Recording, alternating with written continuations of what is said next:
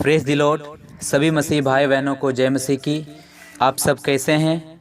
आशा करता हूं कि आप परमेश्वर के अनुग्रह में बढ़ रहे होंगे।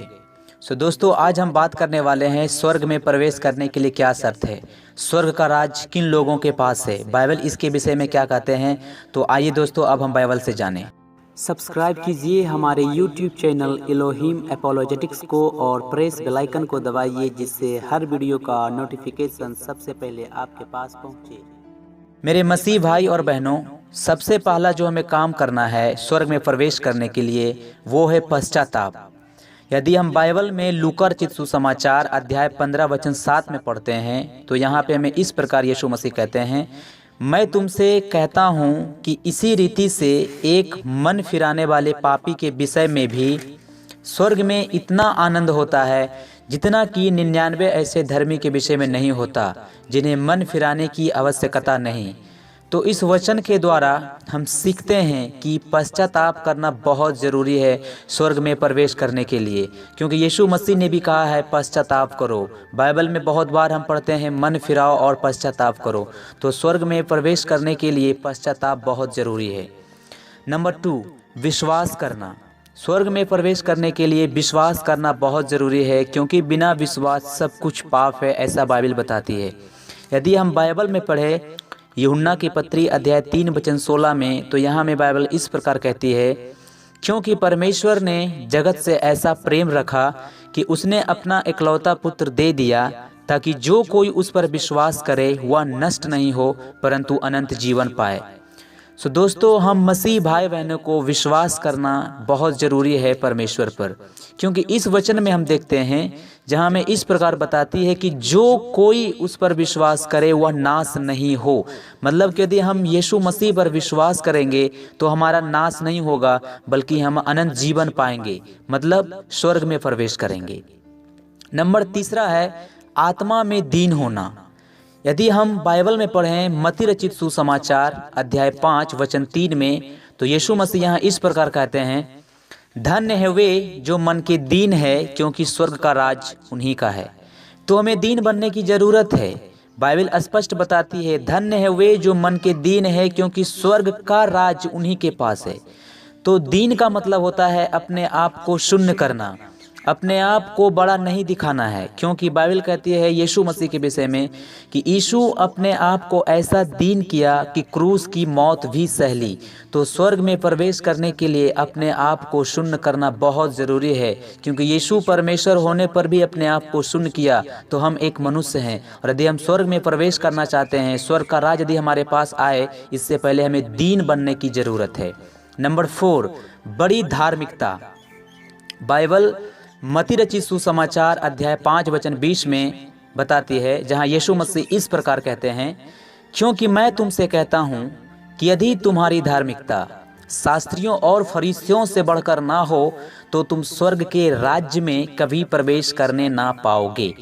तो इस वचन के द्वारा हमें साफ पता चलता है कि हमारी जो धार्मिकता है वो शास्त्रियों और फरीसियों से बढ़कर होना चाहिए। शास्त्री और फरीसियों की धार्मिकता है कर्मों के द्वारा, वो कर्मों के द्वारा अपनी धार्मिकता को प्रकट करते हैं, वो कर्म पर फूलते हैं। लेकिन हमारी धार्मिकता विश्वास के द्वारा होना चाहिए, और बाइबल ऐसा बताती है कि मसीह हमारा धार्मिकता है। आगे है बालक के समान बनना। यदि हम मत्ती रचित सुसमाचार अध्याय 18 वचन 3 में पढ़ते हैं, तो यीशु मसीह यहाँ पे इस प्रकार कहते हैं, और कहा मैं तुमसे सच कहता हूँ कि जब तक तुम ना फिरो और बालकों के समान ना बनो, तो तुम स्वर्ग के राज्य में प्रवेश करने नहीं पाओगे। मेरे मसीह भाई और बहनों, हमें बालकों के समान बनना होगा। जिस प्रकार एक बच्चे की हृदय में छल कपट डाह नहीं होता और वे मन के शुद्ध होते हैं, जब भी उन्हें कुछ चीज़ की घटी होती है तो वो अपने माता पिता के पास दौड़ता है, ठीक उसी प्रकार हमें भी अपने हृदय को बिल्कुल शुद्ध रखना चाहिए, और हर समस्या में मनुष्य पर भरोसा ना रखकर हमें परमेश्वर की ओर दौड़ना चाहिए, क्योंकि वही हमारा सच्चा मददगार है। आगे है पिता की इच्छा को पूरी करना। यदि हम बाइबल में मत्ती रचित सुसमाचार अध्याय 7 वचन 21 में पढ़ते हैं, जहाँ में इस प्रकार यीशु मसीह कहते हैं कि जो मुझसे हे प्रभु कहता है, उनमें से हर एक स्वर्ग के राज में प्रवेश ना करेगा, परंतु वही जो मेरे स्वर्गीय पिता की इच्छा पर चलता है। तो सबसे महत्वपूर्ण बात हम मसीहों को जानना चाहिए, वो है पिता की इच्छा को जानना कि परमेश्वर की इच्छा क्या है हमारे जीवन में। हम परमेश्वर की इच्छा पर कैसे चलें, परमेश्वर हमसे क्या चाहता है। सो दोस्तों, यदि आप परमेश्वर की इच्छा पर चलना चाहते हैं तो आप मेरे वीडियो को देखें जो नीचे डिस्क्रिप्शन में मिल जाएगा। और हम ये चाहते हैं कि हमें हर वक्त पिता की इच्छा पर चलना होगा, अन्यथा हमें स्वर्ग में प्रवेश नहीं कर पाएंगे, क्योंकि यीशु साफ कहा है, जो कोई मेरे पिता की इच्छा पर नहीं चलता वह स्वर्ग में प्रवेश नहीं करने पाएगा। आगे है धन संपत्ति के लोभ नहीं करना। यदि हम बाइबल में मत्ती रचित सुसमाचार अध्याय 19 वचन 23 से 24 में पढ़ते हैं, तब यीशु मसीह यहाँ पे कहते हैं कि तब यीशु ने अपने चेलों से कहा, मैं तुमसे सच कहता हूँ, धनवान का स्वर्ग के राज्य में प्रवेश करना कठिन है। तुमसे फिर कहता हूँ कि परमेश्वर के राज्य में धनवान के प्रवेश करने से ऊंट का सुई के नाके में से निकल जाना सहज है।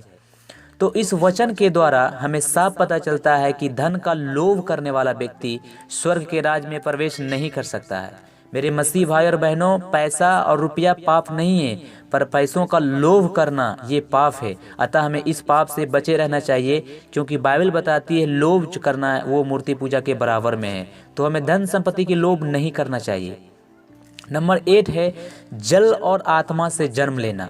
यदि बाइबल में हम पढ़े यूहन्ना की पत्री अध्याय 3 वचन 5 से 7 में, तो यहाँ पे हमें यीशु मसीह कहते हैं, यीशु ने उत्तर दिया, मैं तुमसे सच सच कहता हूँ, जब तक कोई मनुष्य जल और आत्मा से ना जन्मे तो वह परमेश्वर के राज्य में प्रवेश नहीं कर सकता।